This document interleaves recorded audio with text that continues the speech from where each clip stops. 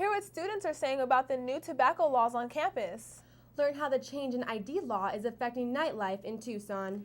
And see students' reactions to the fraternity house turned freshman dorm. All this and more tonight on Wildcast. Tonight, the Arizona Wildcats pull away with a 35-28 victory over the Nevada Wolfpack. This season's from the third straight season.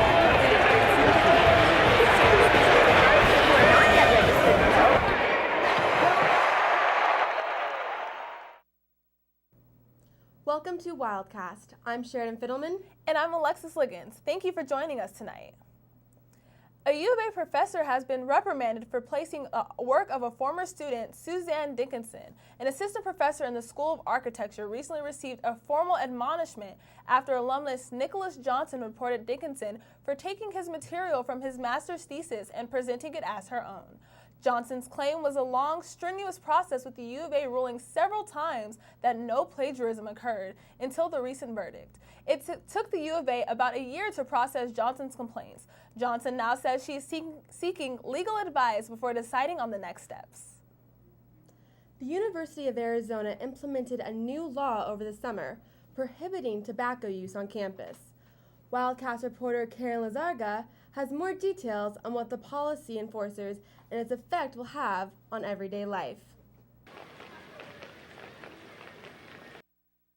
As of August 15, 2014, the University of Arizona has joined hundreds of universities across the country as a tobacco campus-free zone. The policy strictly prohibits any use of products with tobacco or nicotine, which includes cigarettes, hookah pens, water pipes, or any sort of smokeless tobacco. I actually think it's a really interesting policy. I think in theory it's really nice. It doesn't really impact me all that much because I'm not a smoker, but I really like how there has been less smoke, that it's pretty hard to enforce.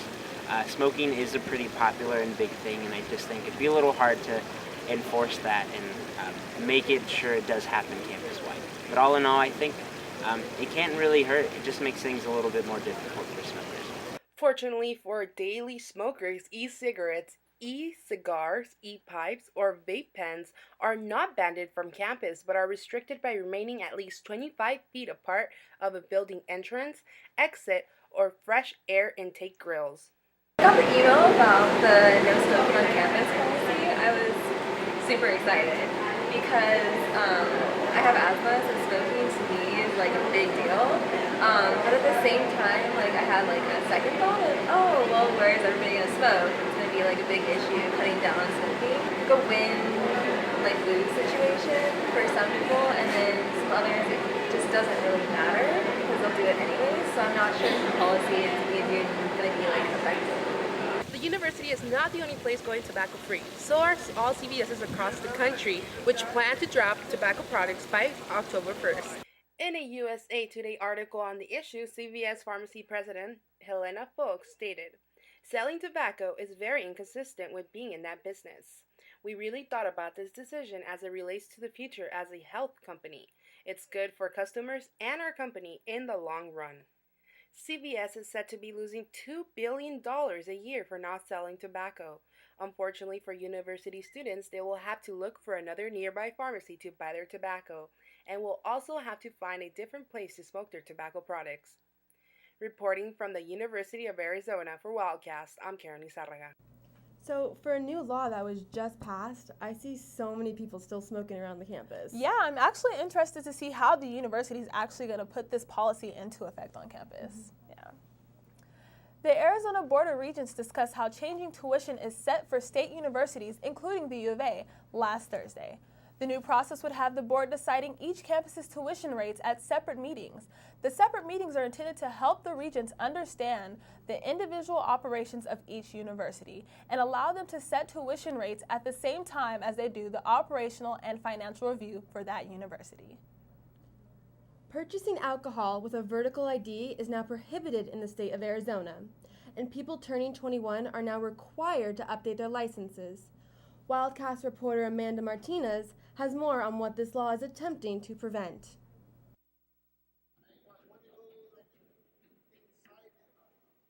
SB 1397, or the Liquor Omnibus Bill, went into effect on July 24th of this year. A new regulation in the law states that vertical IDs are no longer an acceptable form of identification to get inside of bars, nightclubs, or to purchase alcohol in the state of Arizona. That the intent was just to simplify identification so that there's less likelihood of a mistake. A document on azliquor.gov says that the only form of acceptable ID includes horizontal IDs from any state, territory, the District of Columbia or Canada, U.S. passport card or passport, military ID, or an alien residency card. All identification must include a birthday, photograph, and be unexpired. University of Arizona student Samantha Jones says she experienced difficulties at a local restaurant. They just told us we couldn't come in and that they were sorry, but I think they knew that we were 21, but because of the law, they couldn't let us in. Vertical IDs are valid for 30 days after your 21st birthday. University student Kelly Stack says she still had problems with the bouncer at Fuku Sushi. He told me that I needed to get out of the line, and I asked him why, and he said that they don't accept vertical IDs even within the 30-day limit. And when I questioned him about it, he said, I have the right to refuse service to anyone, and I'm refusing service to you. Even though it's been difficult for students to comply with this new law, Arizona legislators have other priorities. Notion that, if putting a roadblock in between people drinking and not drinking, that might be a good thing. Students 21 and over who want to drink alcohol have one choice. Get your horizontal ID as soon as possible. Reporting on University Boulevard for Wildcast, I'm Amanda Martinez. Stay with us after the break for this week's forecast and reactions to the new freshman dorm on campus. Williams, your former U of A Wildcat, you're watching UATV. Don't change the channel. Hi, it's David Hasselhoff, the Hoff. Get Hoff with UATV. Stay tuned. Don't change the dial.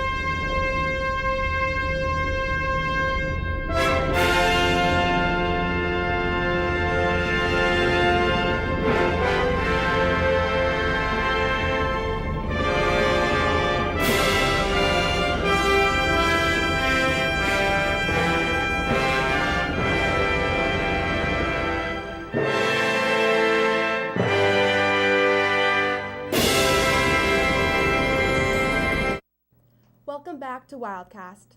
Temperatures soared into the mid-90s last week, which is unusual for this time of year. We'll turn it over to weather forecaster Virginia Beamer to see how long the summer heat will stay with us. I'm student forecaster Virginia Beamer with a look at your weather for the remainder of the week. It was a beautiful day outside today, right around 88 degrees outside, with gusts up to 15 miles per hour. Now that's actually made it feel a lot more like fall here in Tucson, and that's because of those few cumulus clouds that stuck around past the weekend here.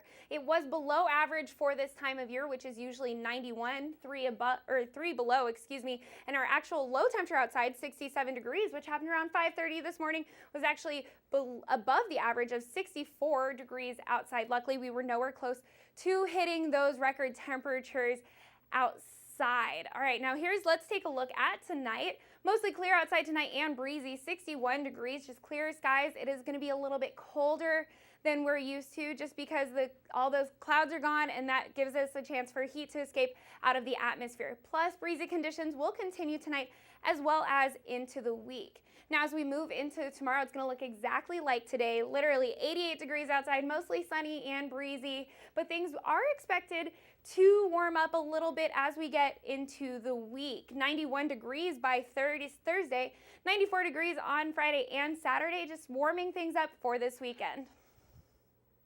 The former Phi Gamma Delta fraternity house is now Ross Eller Lodge for freshman housing. Wildcast reporter Toby Schmidt spoke with students about experience of living in the new dorms. Toby? After the local Phi Gamma Delta chapter was shut down at the University of Arizona last semester, university officials signed a lease with the Fiji leaders this summer to turn the former fraternity house into a residence hall. So there's a building corporation called the Upsilon Alpha Building Corporation, and it's the corporation that owns the building on behalf of the fraternity. So we're leasing it from them, we're renting. That's how it is. And so they actually own it, they pay the mortgage and everything, and they're just renting it to us for, anywhere from 3 to 5 years, probably 5 years. Located on the corner of First Street and Campbell, Roz Eller Lodge was just renovated this past summer and has now been opened for the fall semester, currently housing 64 students. It's far. We're about a half-mile away from everything, but it gets better over time. Roz Eller Lodge is co-ed. Each room has their own bathroom and shower, and the hall also includes a sun deck and a basketball court. Well, I was on extended housing, and as soon as this became available, I just thought wow, that's great. I could actually have a permanent place to live, and as I checked it out online, it had cool lounge, basketball court, basically everything you would want. As of the 2014-15 school year, the Roz Eller Lodge will no longer be a fraternity house and will now remain a residence hall. Reporting from the University of Arizona for Wildcast, I'm Toby Schmidt. Facebook has raised concerns recently when they announced that any name on the website must be an individual's legal name. The change in policies has attracted criticism from the lesbian, gay, bisexual, and transgender community. The Daily Wildcat spoke with Greg Daniels, a co-director from ASUA Pride Alliance, and he said, quote, "There are deeper issues that come with enacting policies such as these," end quote. This referencing people in domestic violence situations and transgendered individuals who don't go by their birth names is an example of why this could have serious consequences. The Wildcats volleyball team had a great showing this last week with wins over ranked opponents in the Pac-12. We'll send it over now to sports reporter Chelsea Moe for more on U of A athletics. Chelsea? Hello, Wildcats. In volleyball this week, middle blocker Mackenzie Jacobson was named the Pac-12's Defensive Player. It's no wonder this happened because Jacobson was the key to success in Arizona's sweep of 2 ranked opponents last week. With 18 kills on just 34 attempts and 13 blocks, she came up big on both sides of the ball to help the Cats beat number 19 ASU and number 20 UCLA. In other news, the UA women's soccer team hosted number 21 University of Southern California on Friday for the first Pac-12 match of the season. USC won 3-0 in what resulted in UA's first shutout of the year. Arizona's record is now 6-1. The Arizona men's golf team finished 11th at the Tucker Intercollegiate with a total of 905 strokes, going 41 over par. The Wildcats recorded a team total of 307 strokes and 19 over par in Saturday's final round. U of A football plays Oregon on Thursday in what hopes to be an exciting game. That's all for sports this week. Back to you. As always, thank you for tuning into Wildcast. You can watch us anytime online at uatv.arizona.edu or on our YouTube channel at UATVCH3. Stay tuned. Channel 3 Sports is up next in 30 minutes. We will see you next week for another edition of Wildcast. Have a good night.